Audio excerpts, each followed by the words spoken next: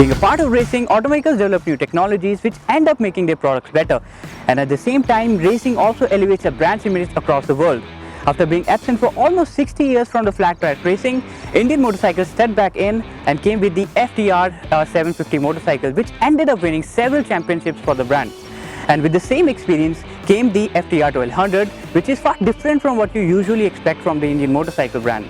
And this right here is the FTR 1200S.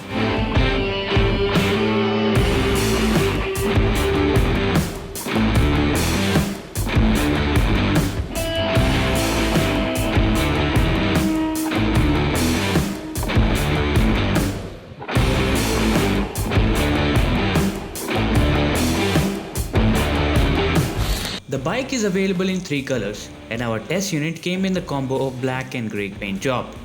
Unlike other options, it doesn't highlight the frame in red, but most of the details remain the same. Take a closer look and you'll find the FTR 1200S has some fine detailing done on the insides of the front LED circular headlamp and tail lamp, which also embeds the Indian badging on it. Furthermore, the paint and fit and finish are top notch, as expected from a niche motorcycle of its kind. Also, the most intimidating bit on the motorcycle is the 4.3-inch Ride Command LCD touchscreen display with Bluetooth. This screen allows 2 display modes that can be changed with a swipe of a finger. The menu is easy to navigate while the touchscreen is responsive and works even with all kinds of riding gloves. Besides the touch input, you can also navigate through the menu using the 4-way joystick and buttons on the switch gears. It gets dominating stance just like the FTR 750 motorcycle it is based on. It gets flat tank which gels in nicely with the seat, and there is a sharply pointed tail end. Apart from that, it also gets cast wheels, dirt tires and a change final drive. When it is unveiled, some complain that it doesn't have the high race pipes as the FTR 750, but according to Indian, it is not feasible to implement the same in road legal motorcycles because of heat and added width. And this being the S version, it also gets fully adjustable suspension, a 6-axis IMU and an electronics package that includes lean sensitive ABS, traction control, stability control and wheelie mitigation system. And if that was not all, you also get 3 riding modes: rain, standard and sport. The FTR 1200 is more closer to European and Japanese naked sports bike than it is with any of the Harleys or Indians lineup. And it must be confusing to hear that, but let me clear that out. It gets a 1203cc of fire-breathing liquid-cooled V twin engine which churns out 123 PS of maximum power and 115 Nm of peak torque.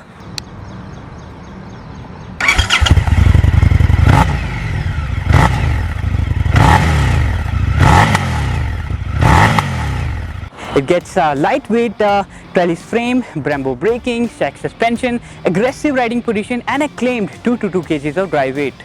It's not only closer to middleweight nakeds on the paper, but it also rides like them too.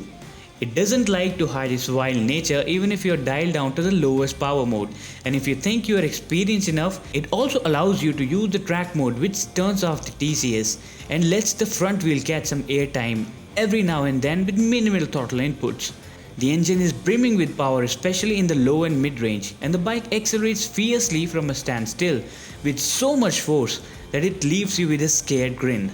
And why not? It is capable enough of doing the 0 to 100 km run in close to 3.4 seconds, and that's seriously impressive. The FTR 1200S has an aggressive hunched forward riding position, but at the same time not too demanding or tiring to ride. Its handlebar is just right set, and so are the foot pegs, which are placed just like this.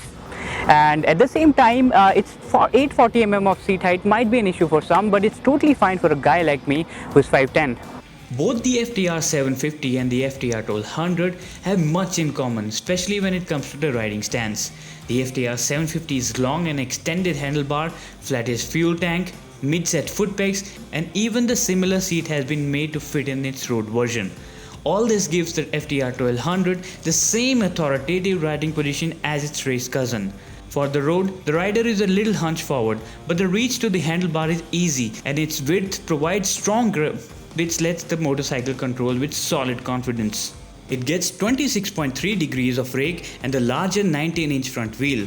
Due to this, the front end does feel like it's resisting when you dip into a corner. However, once leaned in, the suspension works wonderfully to give the bike a planted feel. but at the same time, there isn't much body grip available if you seriously wish to do some hard cornering. Indian FTR 1200S is a performance motorcycle, and it is definitely one of the most coolest looking bikes I've seen in a while. It is for those people who appreciate old school charm in a modern package and are always filling with adrenaline rush to tackle each and every corner that they find on the road. And the Indian FTR 1200S represents a corner carver flat track racer with a fire pumping heart and state-of-the-art technology, and that's what makes it what it is. And it definitely deserves your first attention if you got that much money lying around. Do let us know what you think about this bike in the comment section below, and do not forget to hit like, subscribe and share. Thanks for watching and ride safe.